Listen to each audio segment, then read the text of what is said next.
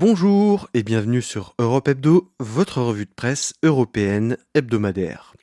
Pour cette 22e semaine de 2024, l'avis de l'Union revient sur un énième blocage hongrois au Conseil, l'enquête sur Voice of Europe qui se poursuit, une recomposition possible à gauche au Parlement européen et Temu qui est dans le viseur de la Commission. Dans le club des 27, on parle du second tour de la présidentielle en Lituanie, d'un procès pour espionnage en Allemagne, du soutien à l'Ukraine, de la loi d'amnistie en Espagne, de la fin des sanctions pour la Pologne et d'un nouveau Premier ministre aux Pays-Bas. Et chez nos chers voisins, petit voyage dans le Caucase du Sud, d'abord en Arménie, où le Premier ministre Nikol Pachinian est sur la sellette, et ensuite en Géorgie, où la loi sur les agents de l'étranger a été définitivement adoptée. On passe sans plus attendre à l'avis de l'Union. Guerre en Ukraine. La Hongrie bloque l'aide à l'Ukraine et sanctions sur les céréales russes. Malgré un premier compromis entre les 27 pour une aide de 6,5 milliards d'euros, Viktor Orban trouve encore une fois une excuse pour ralentir l'aide à l'Ukraine lundi 27 mai. Alors que les 27 discutaient de la validation finale de 7 textes juridiques permettant le déblocage de l'aide dans le cadre de la Facilité européenne pour la paix, la Hongrie s'y est opposée parce que la banque hongroise OTP figurait sur la liste ukrainienne des sponsors internationaux de guerre en mai 2023. L'Ukraine l'a retirée de la liste depuis. La Hongrie évoque toujours un autre problème pour ne pas voter l'aide. La Hongrie ne cache pas sa proximité idéologique avec le Kremlin et cherche même lors de ses élections européennes à rallier les partis nationalistes de tous bords pour créer une nouvelle force conservatrice qui fusionnerait la plupart des partis du Parti des conservateurs et réformistes européens et du Parti Identité et démocratie. Mais la vraie raison, c'est le blocage des fonds régionaux par l'Union européenne pour non-respect de l'état de droit, ultime bras de fer entre Viktor Orban et la Commission européenne. À quelques jours du scrutin européen, c'est aussi un moyen de montrer à son électorat qu'il a de l'influence sur les décisions européennes. La Hongrie sait très bien qu'elle ne se verra pas retirer son droit de vote au Conseil, puisque la Slovaquie y mettra son veto. Des positions qui provoquent l'ire de ses partenaires européens, Gabrielius Landsbergis en tête. Le ministre des Affaires étrangères lituanien rapporte que 41% des résolutions de l'UE sur l'Ukraine ont été bloquées par la Hongrie. Même son de cloche chez son homologue belge Adjal Habib ou encore l'italien Antonio Tajani qui s'offusque de ce soudain retournement de veste. Des diplomates européens évoquent des changements à apporter dans le processus décisionnel européen pour éviter ce genre de blocage intempestif. Malgré tout, les 27 sont parvenus à un accord sur un autre dossier, les céréales russes, jeudi 30 mai. Les céréales, oléagineux et produits dérivés provenant de Russie et de Biélorussie seront taxés à 95 € par tonne pour les céréales et à 50% de la valeur totale pour l'huile et les légumes. 4,2 millions de tonnes de ces produits ont été exportés vers l'Union en 2023. L'objectif est de diminuer le risque de déstabilisation du marché agricole par la Russie et la Biélorussie qui pourrait faire chuter les prix en exportant massivement dans l'Union. Les exportations de produits agricoles russes dans l'UE ne se sont jamais si bien portées que depuis le début de la guerre en Ukraine. Sécurité, perquisition au Parlement européen en lien avec Voice of Europe. Le scandale de Voice of Europe continue de secouer le Parlement européen et ses deux sites de Bruxelles et Strasbourg. Des perquisitions ont cette fois été menées dans le bureau d'un assistant parlementaire français le mercredi 29 mai. Guillaume Pradoura est au cœur de cette enquête. Ancien assistant parlementaire de Nicolas B, à l'époque où il était au Rassemblement national, viré en 2019 pour une photo à caractère antisémite, finalement devenu assistant parlementaire de Maximilian Krah, il est désormais au service de Marcel de Graaf, membre du parti néerlandais Forum pour la démocratie, depuis 2 ans. Il serait très impliqué dans le dossier Voice of Europe, d'après le parquet fédéral belge. L'objectif de la perquisition était donc de trouver des preuves de son implication et de définir son rôle dans le montage de Voice of Europe. Élections européennes, un nouveau groupe parlementaire au Parlement européen? Je vous en parlais il y a quelques mois. Sarah Wagenknecht, ancienne députée allemande de Die Linke, avait fait scission de son parti pour créer son propre parti, l'Alliance Sarah Wagenknecht. Un parti qui veut retrouver le noyau dur ouvrier tout en s'opposant à l'immigration, l'écologie ou encore, comme elle le dit elle-même, le wokisme. Avec son retour aux fondamentaux marxistes sur les questions économiques et ultra-conservateur sur les questions sociétales, elle ouvre un nouveau segment politique. Et ça a l'air de marcher puisque son parti est crédité de 6% des intentions de vote, faisant mieux que son ancien parti Die Linke, ce qui peut lui faire espérer entre 5 et 7 sièges au Parlement européen. Désormais se pose la question du groupe parlementaire au Parlement européen. Le groupe de la gauche unie européenne semble peu enclin à lui faire une place, qui nuirait à son allié historique, Die Linke, et Sarah Wagenknecht va clairement à l'encontre du manifeste du parti de la gauche sur les questions sociétales. Aucun parti d'un autre pays ne s'est déclaré pour l'instant en négociation avec ce nouveau parti. Mais le smer de Robert Fico, renvoyé du groupe SND après sa réélection, se revendique de gauche et a les mêmes élans conservateurs. Le mouvement 5 étoiles en Italie, longtemps classé chez les conservateurs et réformistes, semble avoir entamé un virage à gauche et pourrait bien lui aussi correspondre au nouveau segment politique. Mais tous les deux réfutent les discussions avec l'Alliance. Est-ce que la création d'un nouveau groupe est possible ? Il faut 25 députés de 7 pays différents, ce qui reste un gros challenge. Même si l'Alliance apporte potentiellement 6 députés européens, reste qu'il faudra en trouver 19 autres de 6 autres pays. Les tractations continuent et il y aura peut-être une surprise après les élections européennes. Numérique. Temu doit se conformer aux règles les plus strictes du Digital Services Act. Vendredi 31 mai, la Commission européenne a désigné Temu comme très grande plateforme en ligne puisque l'application chinoise compte 75 millions d'utilisateurs par mois, bien au-dessus des 45 millions requis. Ce qui change, c'est qu'avec une telle audience, Temu représente un risque systémique et doit donc se conformer aux règles les plus strictes du DSA. Temu aura donc 4 mois pour se conformer à ses obligations, comme réduire les risques liés à la plateforme, et concernant Temu, les contrefaçons, les produits dangereux pour les consommateurs et les produits en infraction de la propriété intellectuelle.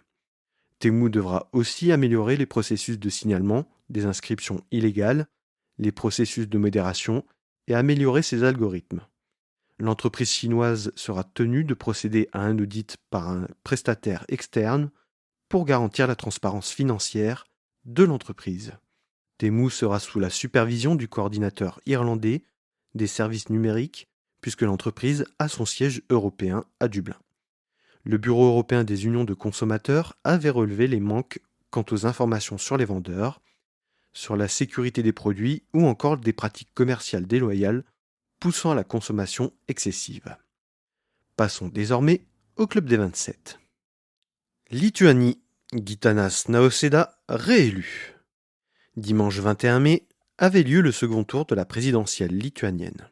Sans surprise, le président sortant et sans étiquette, Gitanas Nausėda, remporte pour la deuxième fois la présidence lituanienne avec 74,6% des suffrages contre sa première ministre Ingrida Šimonytė. Ancien économiste de la banque SEB en Lituanie, il était soutenu par les sociaux-démocrates. Il aura encore une fois la lourde tâche de s'occuper de la politique de défense et des affaires étrangères et devra nommer les hauts responsables du pays avec le gouvernement. Les questions militaires et de sécurité ont grandement occupé les débats de la campagne. La Lituanie devrait poursuivre son effort de défense, le Parlement lituanien ayant voté pour que le pays porte ses investissements de défense à 3% du PIB dès 2025, contre 2,75% actuellement. La Lituanie va se préparer à d'éventuelles manœuvres militaires hostiles de la part de la Russie depuis Kaliningrad et de son voisin biélorusse en construisant des fortifications permanentes à des endroits stratégiques de la frontière pour anticiper une éventuelle offensive terrestre. Le scrutin européen servira de premier thermomètre avant les législatives, qui auront lieu en octobre. Il aimerait que le prochain gouvernement se fasse vite et qu'il puisse lui proposer de renforcer l'État-providence. Allemagne. Un officier condamné pour espionnage. Je vous en avais parlé il y a quelques semaines. Un officier allemand avait profité de ses fonctions pour transmettre des informations militaires confidentielles au consulat russe de Bonn, de sa propre initiative. Les autorités russes n'ont pas donné suite à ces sollicitations.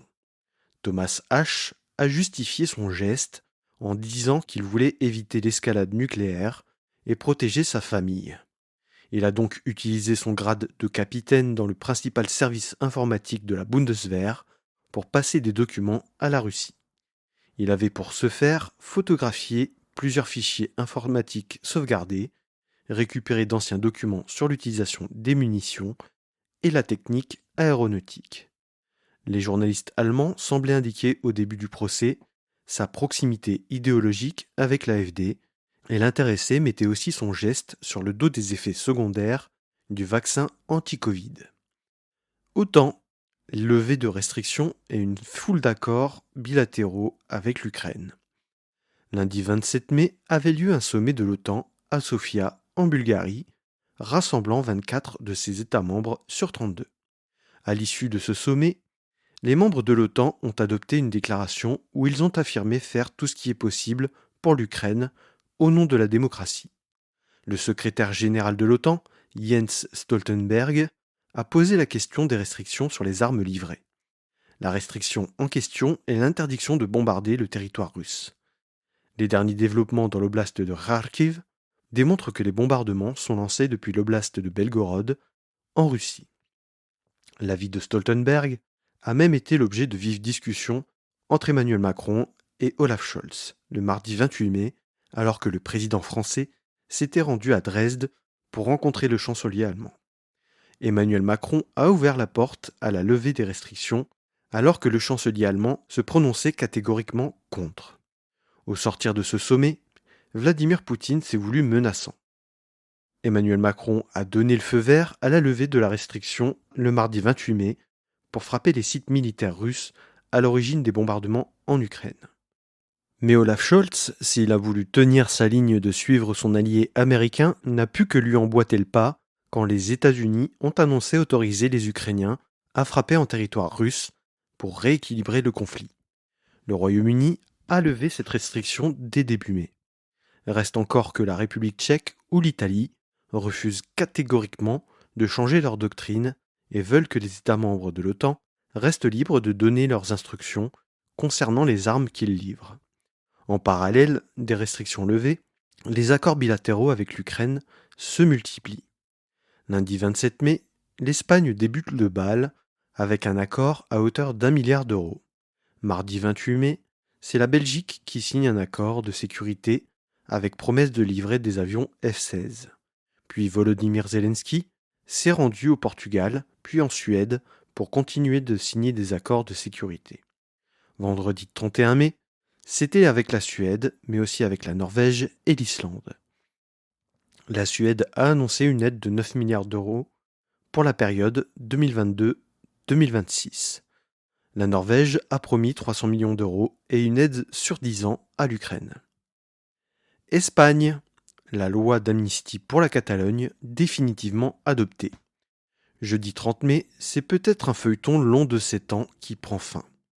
En 2017, le gouvernement Rajoy délivrait des mandats d'arrêt pour plusieurs centaines de sécessionnistes catalans. Ce jeudi, c'était le vote définitif de la loi d'amnistie contre ces mêmes personnalités. Sans surprise, l'opposition, notamment le Parti populaire par la voix d'Alberto Núñez Feijóo et Vox par la voix de Santiago Abascal, a fustigé Pedro Sánchez, lui reprochant d'échanger l'unité du royaume contre son siège de Premier ministre. Ainsi, le leader séparatiste, Carles Puigdemont, pourrait revenir dans le pays sans être inquiété. L'usage du conditionnel reste de rigueur puisque la loi est réputée aller à l'encontre du droit européen et la Commission européenne pourra désormais étudier le projet de loi avant de le transmettre éventuellement à la Cour de justice de l'Union européenne. Le tribunal constitutionnel espagnol peut encore la déclarer inconstitutionnelle. Les partis indépendantistes ne relâchent pas la pression et disent que la prochaine étape est celle du référendum, que ce soit du côté de Junts per Catalunya ou pour la gauche républicaine catalane. En l'état actuel des choses, 42% des Catalans sont pour l'indépendance et 52% sont contre, d'après le centre d'études d'opinion du gouvernement catalan, ce qui semble totalement valider la stratégie du gouvernement Sánchez. Les régionales ont par ailleurs montré que le Parti socialiste catalan avait surpassé les partis indépendantistes, les empêchant d'avoir une majorité absolue malgré une large coalition. Pologne, la Commission met fin aux sanctions. Mercredi 29 mai, la Commission européenne a mis fin aux sanctions à l'encontre de la Pologne, rassurée par l'ensemble des mesures envisagées par le gouvernement polonais pour rétablir l'état de droit et notamment l'indépendance judiciaire. La Pologne reconnaît la primauté du droit européen et de la Cour européenne des droits de l'homme concernant l'état de droit et l'indépendance judiciaire. L'accès aux fonds européens sera désormais normalisé, une aide qui devrait bien faciliter l'action du gouvernement Tusk. D'ailleurs, les fonds du plan Next Generation EU, le plan de relance post-Covid, ont commencé à être débloqués. Pologne encore, la clause de conscience limitée. C'est une résolution qui va probablement changer radicalement la doctrine dans les hôpitaux en attendant les réformes concernant le rétablissement de l'avortement en Pologne.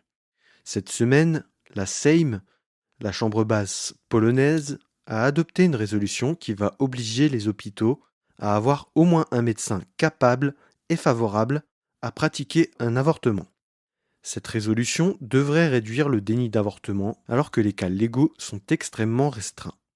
Si l'hôpital ne pratique pas d'avortement, il n'aura plus accès au Fonds national de la santé, ce qui signifie que l'établissement sera moins bien remboursé pour les actes qu'il pratique.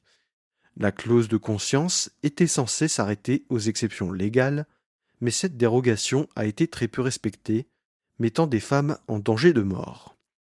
En ce moment, le Parlement polonais discute d'une nouvelle loi sur l'avortement, avec 3 propositions différentes, issues de la coalition civique, de la gauche et de la troisième voie. Les 2 premiers veulent un avortement légal jusqu'à 12 semaines, et la troisième voie veut un retour à la loi de 1993. Une position aussi défendue par l'ancien Premier ministre PiS Mateusz Morawiecki, qui a pourtant abrogé cette loi pour en adopter une encore plus restrictive. Pays-Bas, Dick Schoof est le nouveau Premier ministre. Habemus Minister President. Je ne sais pas si ça se dit comme ça, mais les Pays-Bas ont un nouveau ministre-président, nom donné au Premier ministre néerlandais. Son nom est Dick Schoof. Fonctionnaire ambitieux passé par le ministère de la Justice, de l'Éducation, de l'Immigration, de l'Intérieur, il a même été le coordinateur de la lutte antiterroriste et directeur du renseignement intérieur. Point négatif, il lui est reproché d'avoir utilisé des comptes fictifs sur les réseaux sociaux pour pister des citoyens. Réputé proche des sociodémocrates, mais jamais encarté, il a eu la faveur de Geert Wilders et a été validé par tous les partenaires de la coalition. Il sera donc à la tête d'un gouvernement hybride, composé pour moitié de politiciens issus des rangs des partis de coalition, mais aussi de techniciens purs et durs. Quand on l'interroge sur la relation qu'il aura avec le leader du PFAFA, il revendique qu'il sera le seul Premier ministre du pays. Il aura donc la lourde tâche de trouver les compromis entre les différentes composantes de la majorité.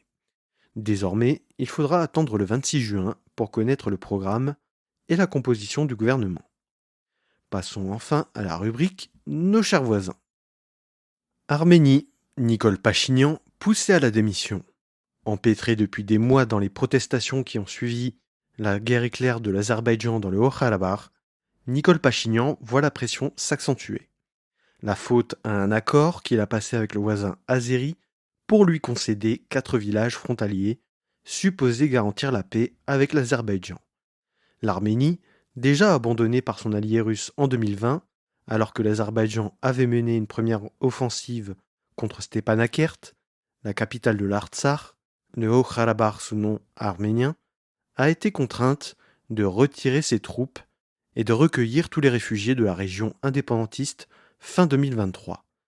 La Russie a sciemment laissé faire, puisque Pachinian souhaitait rétablir l'état de droit et normaliser ses relations avec l'Union européenne lors de son arrivée au pouvoir en 2018. Dimanche 26 mai, des manifestants se sont rassemblés pour réclamer sa démission. La fronde est menée par l'archevêque de la région de Tavush, Bagrat Kalstanian, qui demande la destitution du Premier ministre. Nicole Pachinian est seule face à l'Azerbaïdjan, qui jouit d'énormes ressources grâce au gaz et au pétrole qu'il exporte, notamment vers l'Union européenne, et a le soutien indéfectible de la Turquie, alors que les traditionnels alliés de l'Arménie sont occupés par la guerre en Ukraine et les développements dans la bande de Gaza. L'allié russe pourrait profiter de la fronde pour replacer un homme à sa solde au pouvoir comme l'était Serge Sarkissian, prédécesseur de Pachinian. Géorgie, la loi sur les agents de l'étranger définitivement adoptée. Mardi 28 mai, le Parlement géorgien a voté définitivement la loi contre les agents de l'étranger. Cette loi est synonyme d'infamie pour les associations qui sont financées à plus de 20% par des organisations étrangères. Elles auront donc l'obligation de s'enregistrer sous ce statut et de donner une liste détaillée de ses financeurs. Cette loi aura pour conséquence de briser la société civile et les médias indépendants, un signe que la Géorgie pourrait bien basculer dans le giron russe aux élections législatives à l'automne. Le veto de la présidente Salomé Zourabichvili et les 2 mois de protestation n'auront pas suffi. Les manifestants se sont rassemblés dès l'annonce de l'adoption, atteignant les 10 000 manifestants dans la soirée à Tbilissi. Sans surprise, la Commission européenne a indiqué que l'adoption de la loi suspendrait le processus d'adhésion à l'Union européenne. Le Premier ministre Irakli Kobakhidze a balayé d'un revers de main les avertissements américains et européens en fustigeant leur comportement qui avait, je cite, mené à la guerre en Ukraine. Le secrétaire d'État américain Anthony Blinken a annoncé la restriction des visas de séjour aux États-Unis pour les Géorgiens. La Commission de Venise, comité d'experts juridiques sur l'état de droit du Conseil de l'Europe, avertissait que la loi favoriserait la stigmatisation de la société civile et des médias et limiterait les libertés fondamentales. Le Premier ministre géorgien a promis des poursuites à l'égard des manifestants, et c'est la répression et les intimidations qui commencent. Mercredi 29 mai, 200 ONG ont déclaré refuser de se conformer à cette loi. Parmi elles, la branche géorgienne de Transparency International, association qui lutte contre la corruption. Ces ONG peuvent s'attendre à ce que leurs actifs soient gelés. Dernier fait en date, dans la nuit du 31 mai au 1er juin, le siège du Mouvement national uni, principal parti d'opposition, a été saccagé et vandalisé par une trentaine d'individus sans que la police ne s'en émeuve. Des intimidations via les tags ou des appels anonymes ont repris de plus belle. Le député Dito Samkhadze, membre du conseil politique du parti Rêve géorgien, se vante d'avoir commandité des actions. Tous les outils sont mis en place pour réduire la portée démocratique des prochaines élections législatives géorgiennes, et notamment la surveillance du scrutin. Avec un pays à 80% en faveur de l'adhésion à l'Union européenne, c'est un braquage politique sans précédent. Voilà, c'est tout pour cette semaine. Merci d'avoir écouté Europe Hebdo. Si ce n'est pas encore fait, abonnez-vous à Europe Hebdo sur votre plateforme d'écoute préférée. Le podcast est disponible sur Spotify, Deezer, Apple Podcast, Amazon Music, YouTube et YouTube Music. Mais aussi, n'hésitez pas à suivre Europe Hebdo sur les réseaux sociaux, Facebook, Instagram et LinkedIn. Tous les likes, commentaires et partages sont utiles pour faire progresser le podcast. À la semaine prochaine sur Europe Hebdo.